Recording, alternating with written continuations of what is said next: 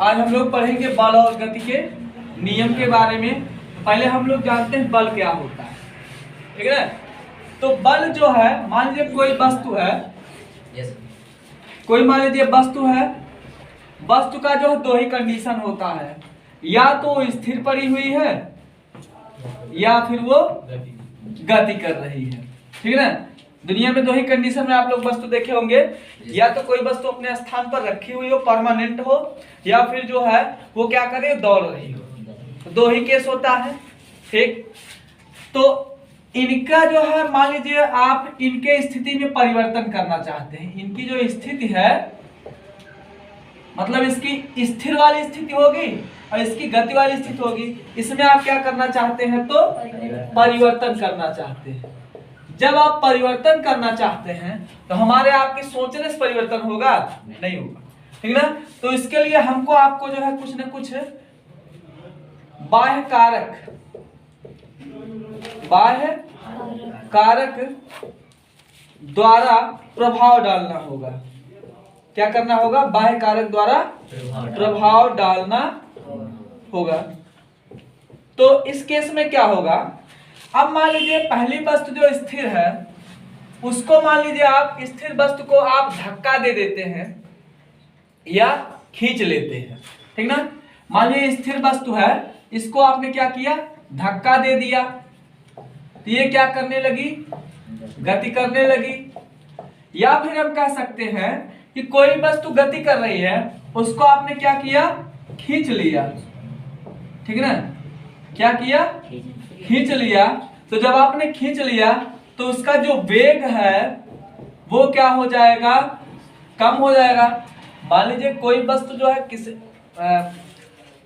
कोई सामान आपका जो है फिसल रहा है, ठीक है ना। आप जो उसको खींचते हैं तो ऐसे केस में क्या होता है कि उसका जो स्पीड होता भागने का वो कम हो जाएगा, बढ़ेगा, कम हो जाएगा, ठीक ना।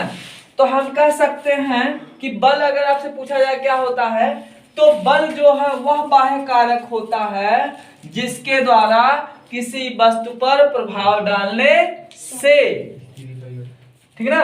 बस बल वह बाह्य कारक होता है जिसका प्रभाव जो है किसी भी वस्तु पर डालने पर उसकी जो स्थिति होती है उसमें क्या आ जाता है, परिवर्तन आ जाता है, ठीक।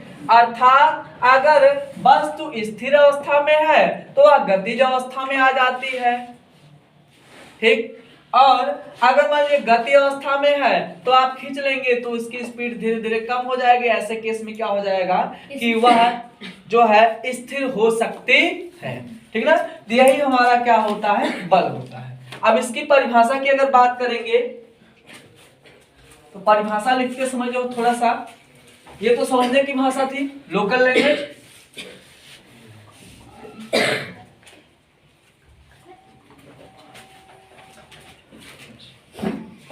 तो देखिए बल जो है एक खिंचाव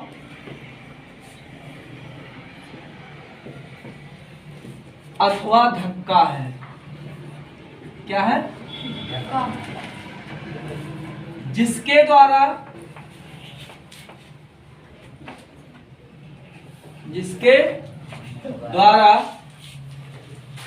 वस्तु की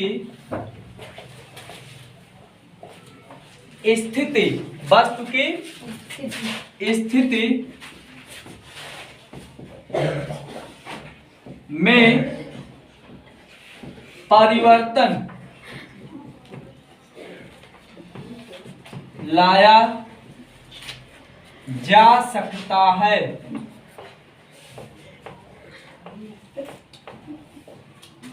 अर्थात दूसरे शब्दों में कहें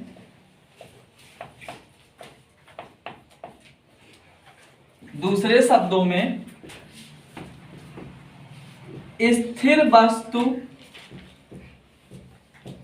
गतिमान हो सकती है,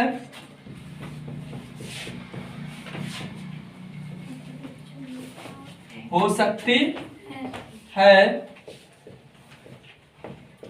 तथा गतिमान वस्तु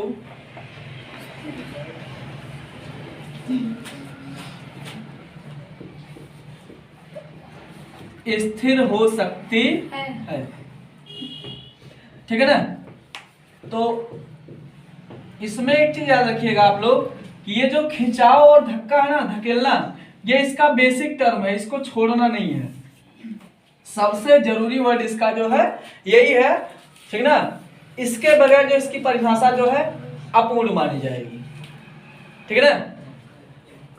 तो बल एक खिंचाव अथवा धक्का है जिसके द्वारा जो है वस्तु की स्थिति में परिवर्तन लाया जा सकता है, या आप दूसरे शब्दों में कह सकते हैं बल वह बाह्य कारक है जिसके द्वारा किसी वस्तु पर खिंचाव अथवा धक्का देकर उसकी स्थिति में क्या किया जा सकता है, परिवर्तन लाया जा सकता है।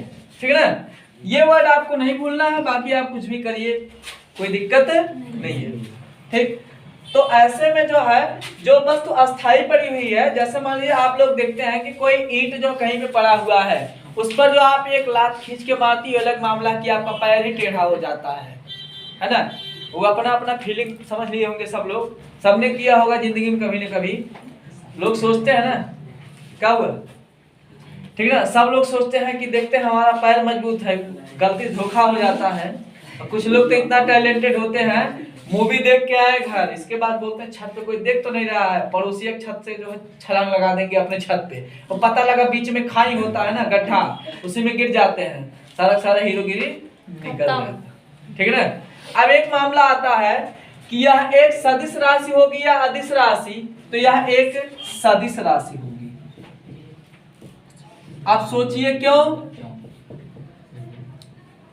अभी जो है इसके सदिश राशि होने का जो प्रमाण है, मान लीजिए कोई वस्तु गतिमान अवस्था में है तो उसके वेग में जो है ये क्या कर देता है, परिवर्तन कर देता है। और वेग की परिभाषा क्या होती है, दिशा के साथ परिवर्तन। अगर जो है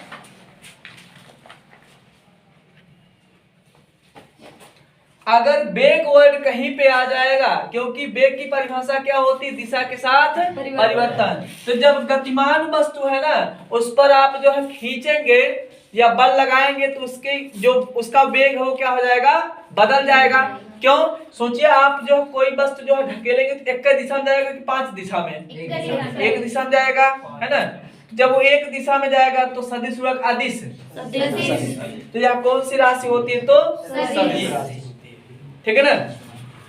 अब अगर बात की जाए इसका मात्रक क्या होगा, तो बल बराबर क्या होता है, द्रव्यमान गुणे त्वरण, द्रव्यमान गुणे त्वरण।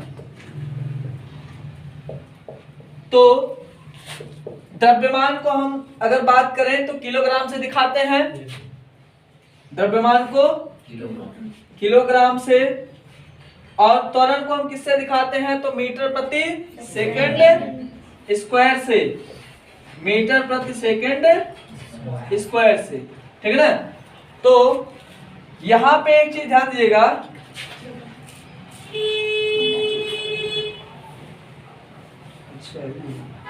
ठीक है ना।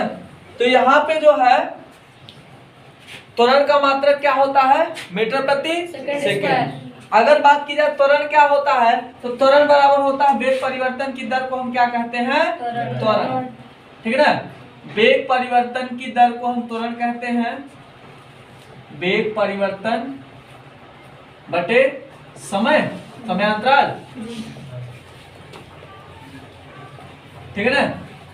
तो वेग परिवर्तन में हम क्या करते थे, v minus you upon delta T, है ना। तो यहां पे जो है वेग परिवर्तन की दर और बटे डेल्टा, तो इस केस के आधार पर अगर हम बात की जाए तो इसका मात्रक जो हो जाएगा, इसको हम एक और चीज लिख सकते हैं, ये हो जाएगा किलोग्राम। इतने के स्थान पर अगर हम लिखना चाहें तो डायरेक्टली हम लिख सकते हैं न्यूटन। तो बल का मात्रक क्या होता है? न्यूटन होता है। ठीक, या आप कह सकते हैं किलोग्राम मीटर प्रति सेकंड स्क्वायर। और इसमें त्वरण आया है इसीलिए यह क्या है? एक सदिश राशि है। और त्वरण की परिभाषा क्या होती है? तो जब दिशा के साथ परिवर्तन हो तो उसी को हम क्या बोलेंगे? त्वरण। ठीक है ना, बना दीजिए इसको।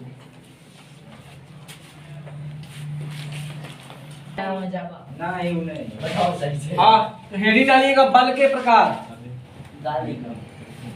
बल कई प्रकार का होता है? दो प्रकार, एक संतुलित और एक असंतुलित। ठीक है ना।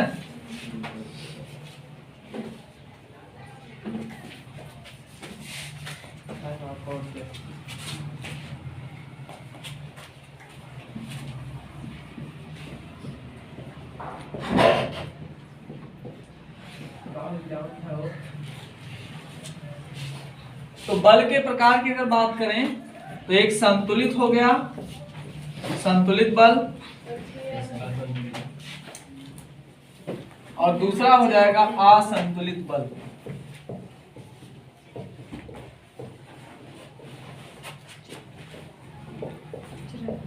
ठीक है।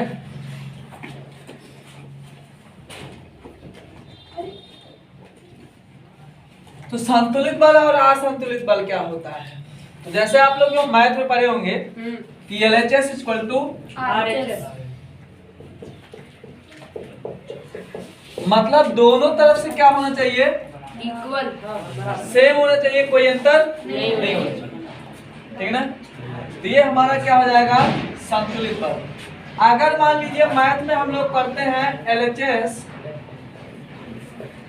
Is not equal to RHS, तो ये हमारा क्या होता है? मतलब दायां पक्ष बायां पक्ष आपस में बराबर नहीं है। सेम कंडीशन है। यहाँ पर क्या है? इस बराबर के बाएं तरफ जो चीज है और इस बराबर के दाहिने तरफ जो चीज है वो क्या है? आपस में बराबर है। तो इस केस में हम कह सकते हैं कि मान लेते हैं यह कोई वस्तु है, इसके एक तरफ A नाम का व्यक्ति है, दूसरे तरफ B नाम का व्यक्ति है। ये दोनों इसको खींचता है, धक्का देता है। ठीक है ना, बस यारी। और ये वस्तु जो बहुत मजबूत है, ध्यान दीजिएगा, ये वस्तु बहुत मजबूत है। A अपनी तरफ से धक्का देता है। मान लीजिए विवेक टाइप का आदमी लाते लगा देगा उस पर, और ये भी अपनी तरफ से धक्का देता है। ठीक है ना। विवेक टाइप का आदमी था, पैर जो है दीवार पे पैर मार रहा था कि आई एम पावरफुल। या मान लीजिए दो आदमी जो है ऐसा ट्राई किए कि दोनों अपना अपना पैर खींच के मारे, देखिए कौन गिरता है। ठीक है ना।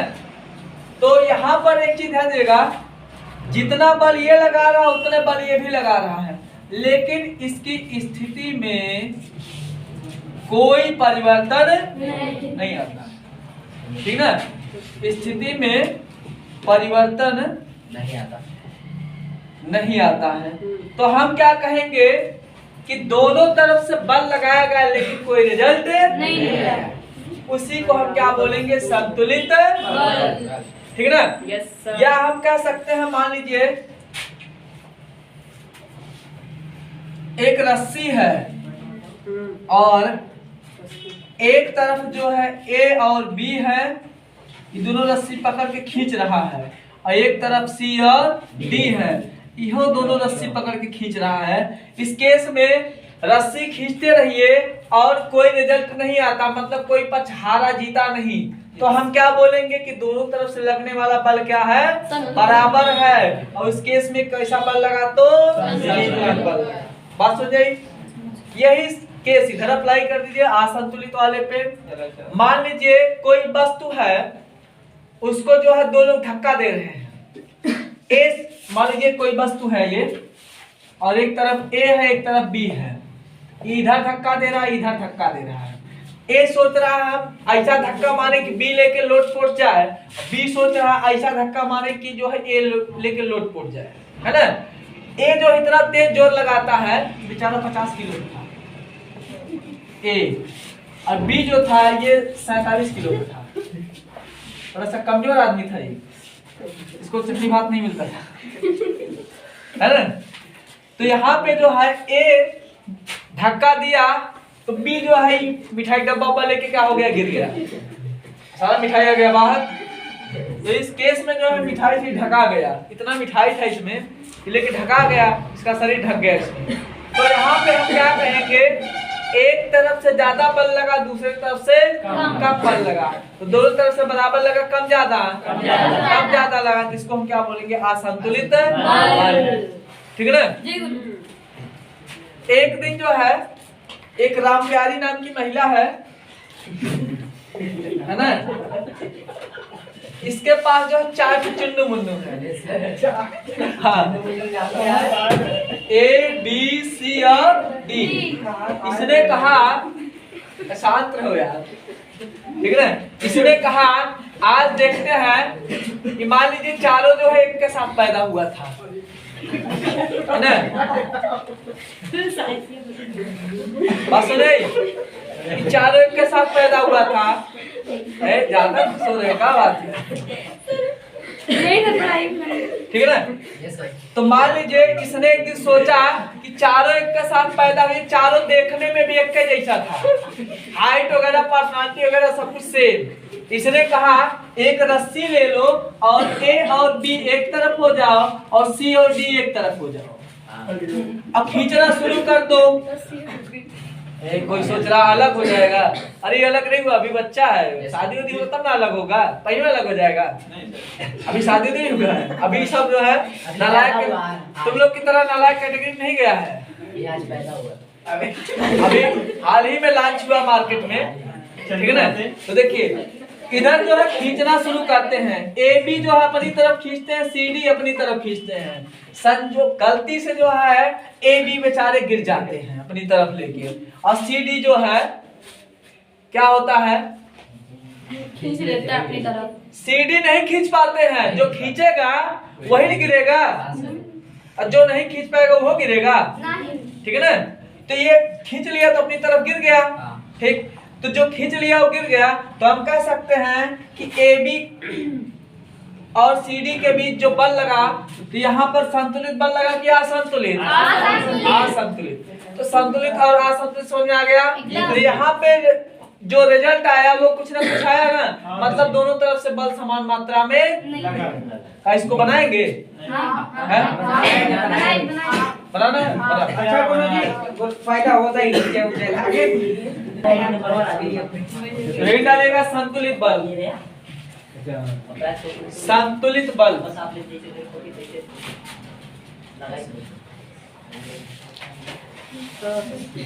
हो गया।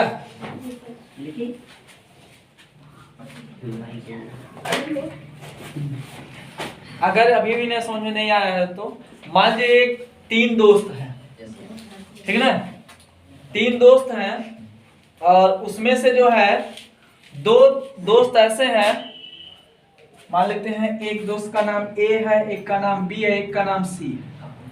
बी जो बीच में है, ए और सी कहाँ पे हैं, किनारे पर, ठीक है ना। ए चाहता बी उसके साथ जाए और सी चाहता बी उसके साथ जाए।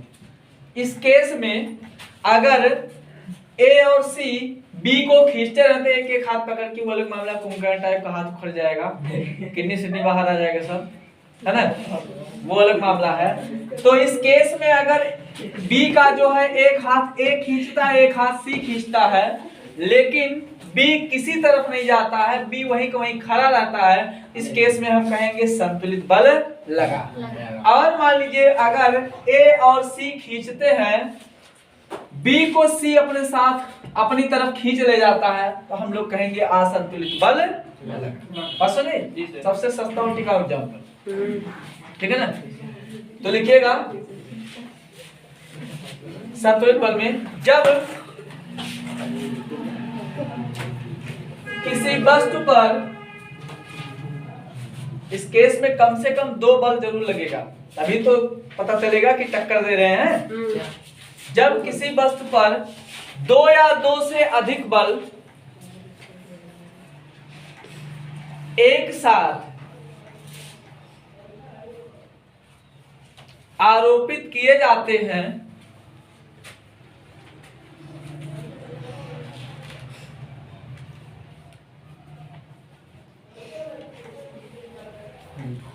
तो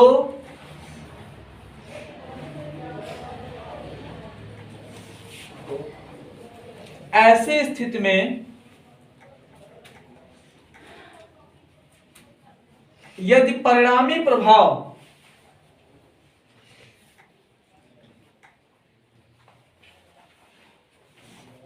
यह हम कह सकते हैं परिणाम, है ना। परिणामी प्रभाव कुछ नहीं प्राप्त होता है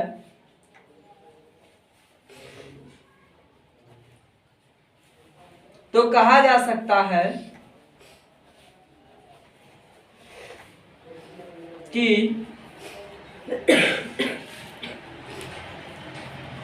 विभिन्न दिशाओं से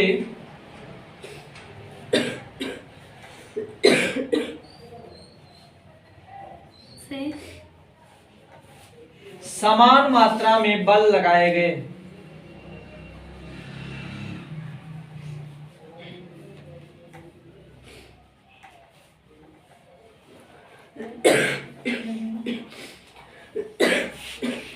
समान मात्रा में बल लगाए गए, ठीक है। इसे ही संतुलित बल कहते हैं।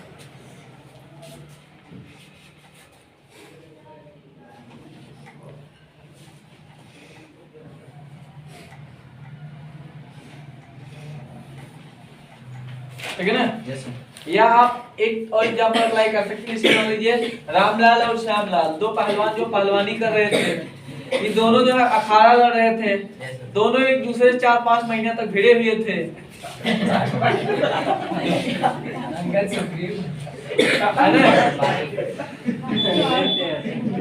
क्या हुआ? 4-5 महीने लड़ाई नहीं हो सकती है, 4-6 साल हो सकती है। हाँ, तब आगे सर। ठीक है ना। तो जब तक दोनों जो भिड़े हुए हैं कोई रिजल्ट नहीं आ रहा और खुश हो रहा है 963। ठीक है ना। तो यहाँ पर अरे बस हो गया। यहाँ पर जो है जब तक कोई रिजल्ट ना आए तो हम क्या बोलेंगे? संतुलित बल लगाया गया। ठीक है ना। असंतुलित वाले में क्या होगा कि जब किसी वस्तु पर कई दिशाओं से या दो से अधिक दिशाओं से बल लगे, लेकिन जो वहां पर जो है क्या हो जाए, एक ही मतलब कुछ ना कुछ प्रभावी परिणाम प्राप्त हो जाए, प्रभावी परिणाम प्राप्त हो जाए, तो हम क्या बोलेंगे? असंतुलित बल। लिखिएगा, जब किसी वस्तु पर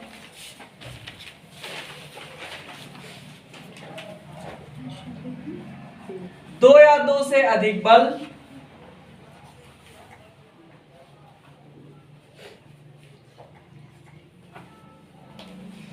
एक साथ आरोपित किए जाते हैं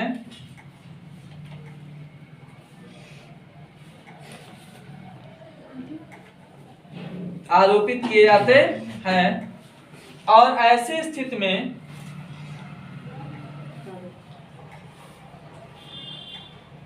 परिणामी प्रभाव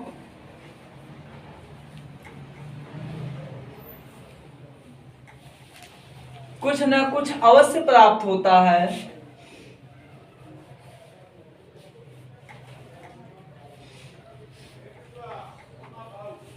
तो इसे असंतुलित बल कहते हैं।